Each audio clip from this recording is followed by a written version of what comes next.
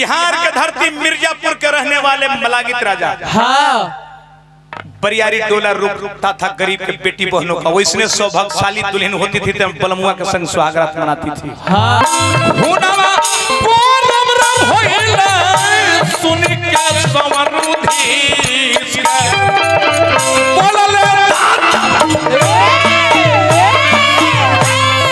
महार जादव के घर घर दिए।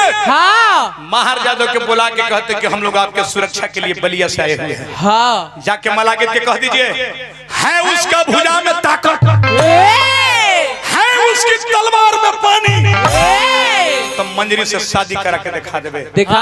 किला में खबर महार जादव पहुंचा दिए कि अरे काट ली हम सार के मबुरवा,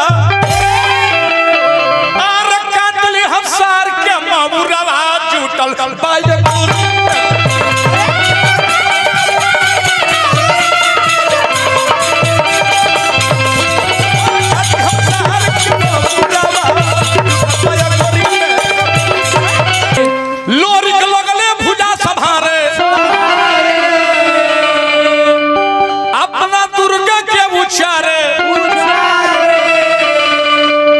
मंगल भैया एक तलवार इतना खींच में लोरी पागल है, एक तलवार मरले की खस से गर्दनिया तो कटले समरागन में पापी, कटले समरागन में पापी के गोरदानवा हो समनवा।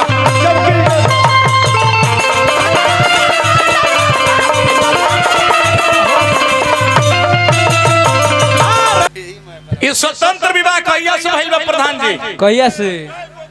इस स्वतंत्र विवाह एगो जदुवंश के देन है। आज स्वतंत्र विवाह हमने करते हैं ज्यादा दिन के ना, यहाँ तो द्वापर के बात कहले बानी, हम कलयुग के बात कहते हैं। 4वीं शताब्दी के बात है। The oral history is better than written history. इसका मतलब मौखिक इतिहास लिखित इतिहास से बेहतर होता है। कुछ कुछ ऐसे बिहार के धरती पर राजा थे, वैसे गरीब बेटी बहनों का इज्जत बड़ा सौभाग्यशाली दुल्हन के बचता था। तो बियाह भइला के बाद सुहागरात बरियारी डोला रोक के लोग मनावत रहे। आज ना सबसे भूत विवाह हमने करता नहीं जा, एगो जदुवंश के दिन है। आना तो वही पपिया बरियारी रोक के 4 दिन सुहागरात मनावे। बिहार के धरती मिर्जापुर 4वीं शताब्दी के बात है। बिहार के धरती मिर्जापुर के रहने वाले मलागित राजा बरियारी डोला रुकता था गरीब के बेटी बहनों का। वैसने सौभाग्यशाली दुल्हन होती थी तो बलमुआ के संग सुहागरात मनाती थी। अब वही अगोरी ग्राम में वो महार जादव हुए। अब महार जादव के वो लड़की जन्म ली, उसका नाम पड़ा मंजरी। अब मंजरी जब 16 बरस के जवानी पर कदम रखली तो मलागित के नजर पड़ल। कहले किसकी लड़की है रे? किसकी है? कहले कि महाराज महार जादव की लड़की है। कहले कि महार जादव के जाके कह दे ये लड़की को मेरी हवेली में पहुंचा दे, नहीं तो पूरा परिवार को बॉडी बॉडी कटवा डाले। महार जादव रोने लगे। अपने जात बिरादरी में मंगल भैया भीख मांगने लगे। कोई मेरे बेटिया की इज्जत बचा ले। इतनी बदमाश राजा था जो पूरा डर से कोई आगे नहीं आया। जात का गैर जात में भी भीख मांगे। आखिर में महार जादव के उत्तर प्रदेश के धरती को झांकना पड़ा। उस समय बलिया के धरती गौरा ग्राम में काका कुबी के 2 पुत्र जन्म ले चुके थे। हम प्रमाण दे कि कलयुग में भी कृष्ण और बलराम आए हैं, लोरिक और सांवर। दोनों के वीरता के प्रकाश फैल रहा था। अगर शिक्षा का स्तर बहुत नीचा था, कुछ लिखना था तब भोजपत्र पर लिखा जाता था। महार जादव लोरी के पास पत्र लिख रहे हैं। क्या? हेलो ललाचक सुबेदार मैनेजर दयाल शंकर सिंह यादव जी की ओर से 200 रुपया पुरस्कार हार्दिक भोजपत्र पर महार जादव पत्र लिख रहे, रो रहे हैं, तब टप टप आंसू चू रहे भोजपत्र पर। क्या लिख रहे हैं? कि लिख माहर रोई रोई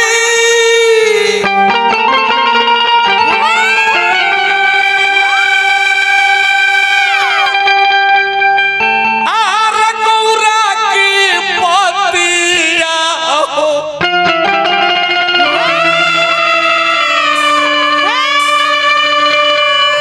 लोरी के मालिक कि तोहरे हाथ हमरो इज्जतिया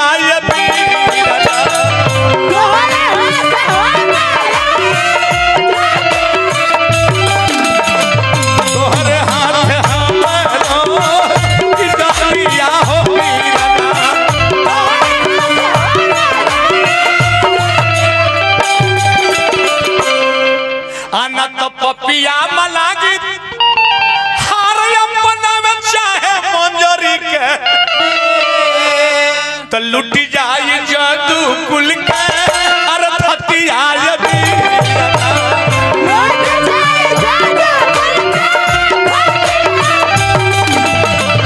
लुटी जाई जादू कुल के हथिया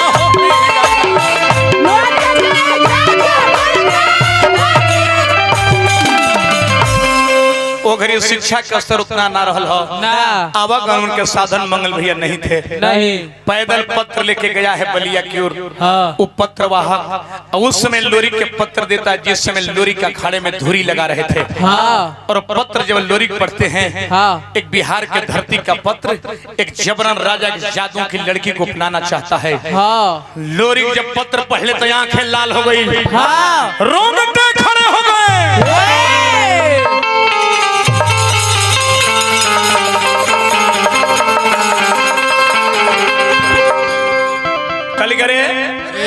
बरात मलिकारी के उससे पुरस्कार हार्दिक हार्दिक प्रणाम कि जियत जाए नदी हो बजदू जियत जाए नदी हो बजदू कुल के पनिया रे जवनिया भलही जोन में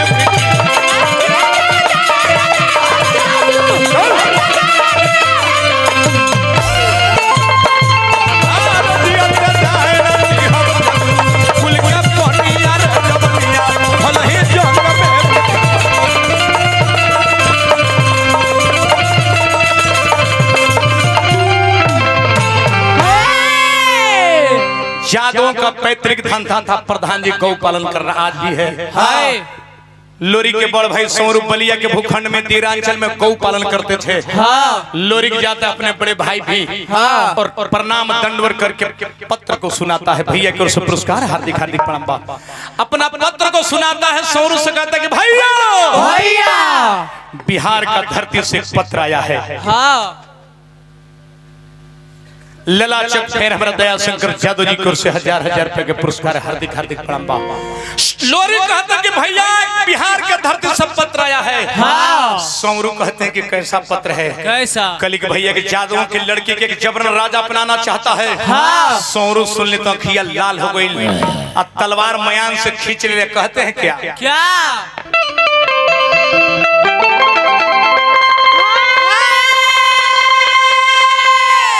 कि खूनावा कौन भइला सुन कर समरुधीस खूनावा कौन भइला सुन के समरुधीस बोलले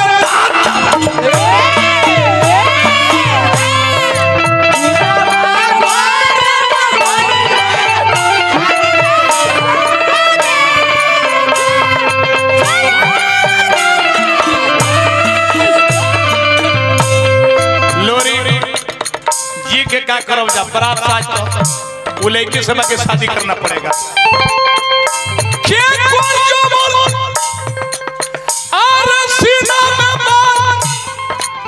तो हमार रोक ले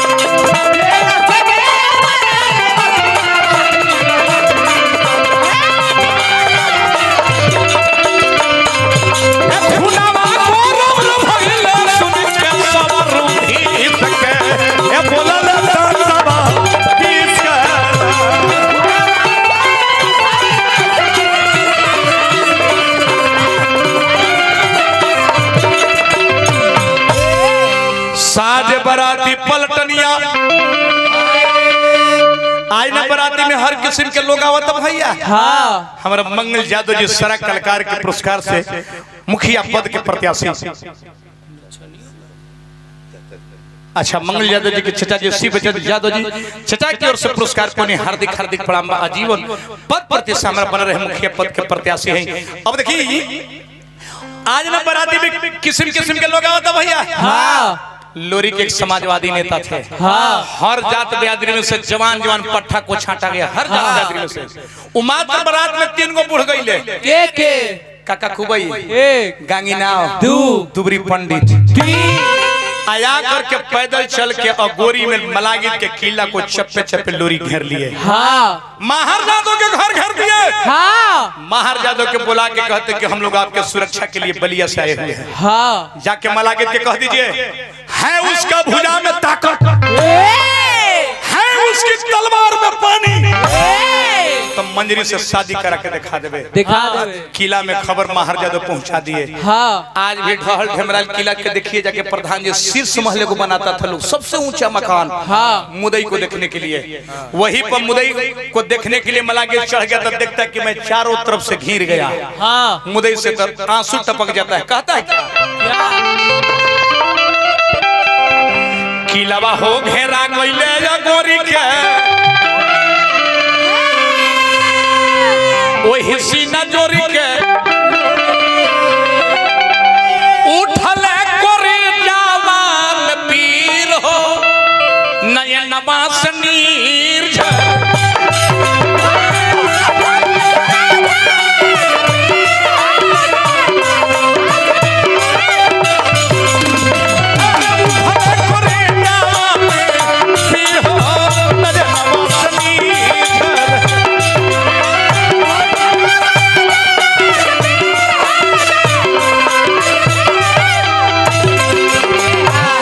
मंगल भैया प्रधान जी के सासी राजा था वो अपना सेनापति को कहता कि घेर ले। एक 20 साल में मुदई वापस लौट के नहीं जाए। नहीं तक खबरी जना के कसो अरे पलटन सदब बोले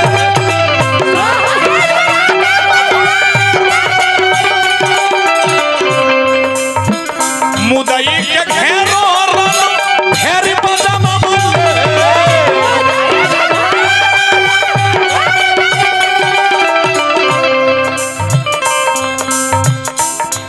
केजीएन गेट हाउस मलिया समेना मालिक कुर्बान जी की ओर से बहुत रुपए का पुरस्कार पद प्रतिष्ठा बना मुदई के घेरो राना घेरी बजबा बोले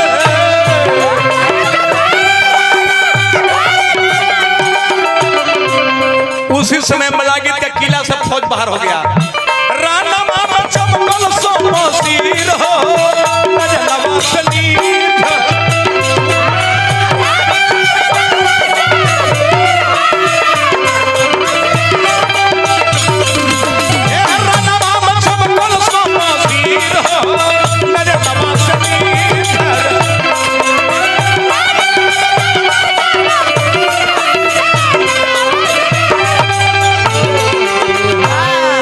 जब किला से फौज बाहर हो गया मलागित के। हाँ तब बलिया के वीर आपस में बतियाने लगे क्या करना है निर्णय लो। हाँ क्या करना है अब क्या कोई कहता है कि मलागित के टंगरी काट के छोड़ देना है। हाँ कोई कहता है कि बाह काट के छोड़ देवे के। हाँ कोई कहता है कि आंखिया फोड़ के छोड़ दी है। हाँ बूढ़ पुर रहे काका कुबई पूछल कि काका तहार का ख्याल बा का कहले करे सरबा आंखिया फोड़ के छोड़ देवे तो बदमाश राजा है। हाँ कोनो लड़की के गरीब के जान जे कि लड़की झोपड़ी में है तो सरवा टोट चल जाए।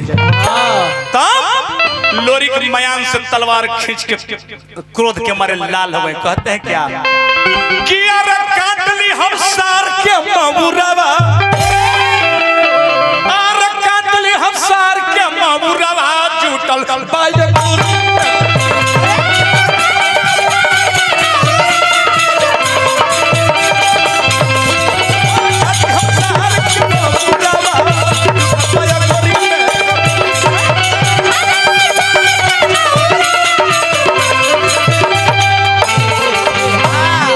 कोना कहता कि मंदिर कर काम करना तो महीन लागत होई। हाँ कहले कि हाँ प्रेम से परिचय है तलावा परिछाई एक और बहिनिया के दुल्हनिया बनाई आ नहीं तो सिखाई देव सहुरवा जुटल बाजा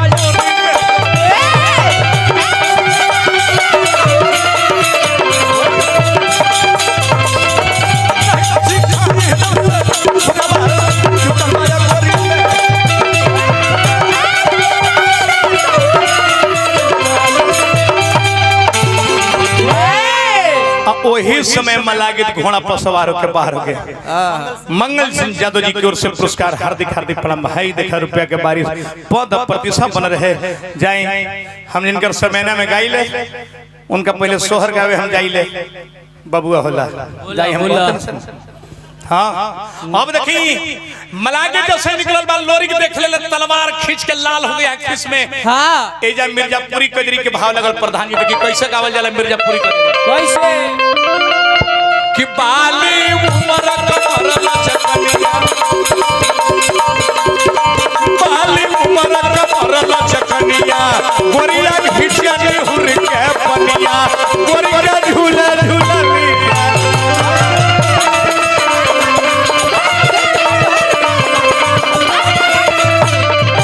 बाली उमर कमर लचकनिया गोरिया घिटिया हुर के पनिया गोरिया झूला झूलनिया।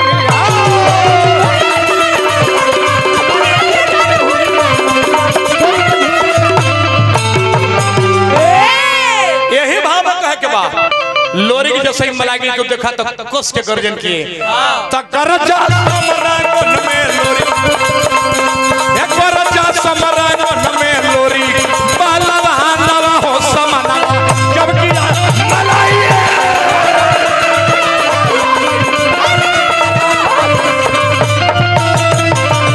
एकरजा समरागन में लोरी बालवा नवा हो समना जब किया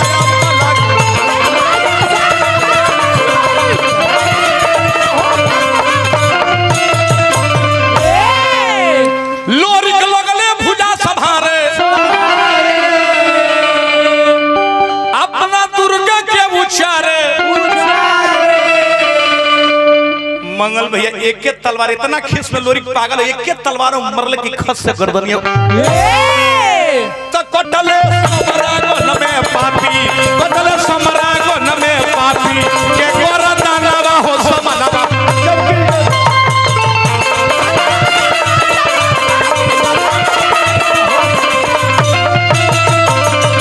कटले समरागन में पापी के गोरदानवा हो समनवा जबकि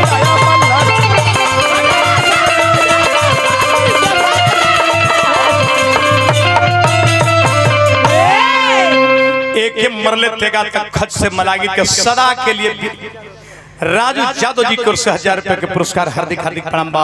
मलागित का गर्दन उड़ गया साहब। इस धरती को सदा के लिए पापियों से मुक्त कर डाले लोरी। दो चार गो और राजा डोला रोकने वाले थे। जब मलागित के कटाइल देख ले नो अपन पोस्ट छुटका ले लोग तक कहे के भाव आ गई। मंगल यादव जी मुखिया पद के प्रत्याशी 1000 रुपए के पुरस्कार हार्दिक हार्दिक प्रणाम बा। मला मारा गया मलागित पापी पीर लोरी के हाथ है बीजा पता कत गाड़ के जहिया झूमत चलल साथ रे जवनिया भल ही जंग में मिटी इतने चुटकुलों के जवाब सुन ले। उस समय महार जादू अपने मंजरी को हाथ में लेकर के लोरी को हाथ में देते हैं कि ले जाइए। आज आप नहीं रहते तो जदू वंश के थाती लूट चुका था।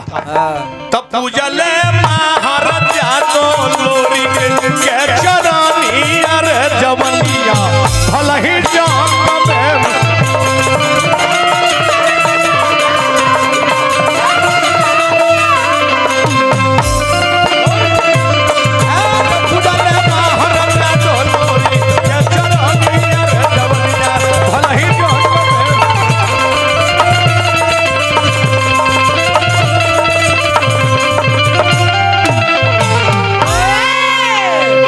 प्रधान जी फिर भी लोरी का क्रोध शांत नहीं हुआ।